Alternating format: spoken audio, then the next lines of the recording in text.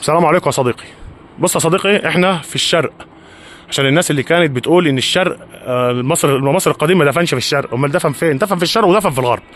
طيب ادي المدخل ده كنت بقول لك عليه مقفول من بره ولا مقفول من جوه. تيجي العيال الهبيده وبتوع السبوبه واللي مش فاهمين اي حاجه يقول لك ايه؟ عوامل تعريه. ليه بقى عوامل تعريه؟ شايف الشرخ اللي نازل ده؟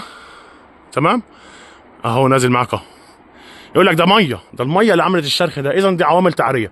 لا، ده الرياح هي اللي عملت ده، اذا عوامل تعريه. اهو مدخل اهو كان مقفول من بره، حدوده اهي باينه واضحه، الجنبيين بتوعه حدوده واضحه. الشرخ ده موجود من النحت او اتكسر بسبب النحت او ضعف الجنب ده.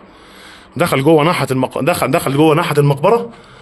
وادي بير مقطوع قطع كامل، بير مستطيل مقطوع في الصخر قطع كامل، قطع كامل. فلما تيجي انت حضرتك تلاقيه معمول كده مردوم، مش مرمود، مش معمول عجنات وتقعد تكسر ويضحك عليك ويقول لك كسر. ده انا داخل على 20 متر، ده عشان ملك لازم يبقى المدخل بعيد، عشان خاطر مش عارف ايه يبقى المدخل قريب، ولو سكن ومعيشه وراجل فقير يبقى المدخل على وش الارض. لا، عشان كده قلنا لكل غرفه دفن مدخل شرعي ورئيسي من على وش الارض لا يتعدى المتر او المتر ونص. ادي مدخل من على وش الارض، غرفه جواها وجواها بير من على وش الارض برضو بتاعت الغرفه، ياخدك تحت للمصطبه او لغرف الدفن.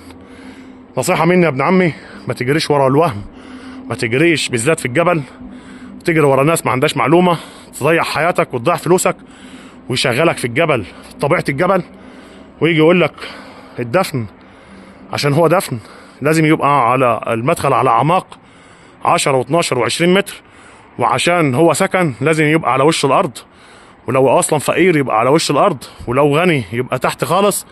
ويبدا يشتغلك من القصه دي وتبدا تضيع فلوسك، وتكتشف في الاخر يا ابن عمي انك انت بعد ما كنت حاطط فلوسك عشان خاطر تخرج مقبره ويبقى معاك ملايين، ضاعت فلوسك واكتشفت انك شغال في طبيعه ومضحوك عليك. نصيحه مني، ما تخاطرش بالعيال مع الناس ديت، لان هي غرضها الاول والاخير هي الفلوس اللي في جيبك. طبعا قالوا عوامل تعريه بسبب الشرخ ده، ان دي ميه يعني نازله، مع ان اهو والنحت اهو، وده كان مقفول من بره يا ابن عمي. وطبعا لكل غرفه دفن مدخل شرعي ورئيسي من على وش الارض لا يتجاوز المتر او المتر ونص. اهو اثبته لك بالدليل.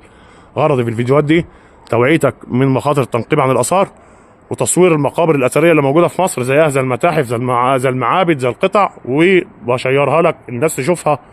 ونصيحه برضو للاخر، نصيحه مني، ما تجريش ورا الوهم، لان اخرته مش غنى، اخرته فقر. انا احمد سفاري، ودي صفحه زي الاشارات ما بتقول.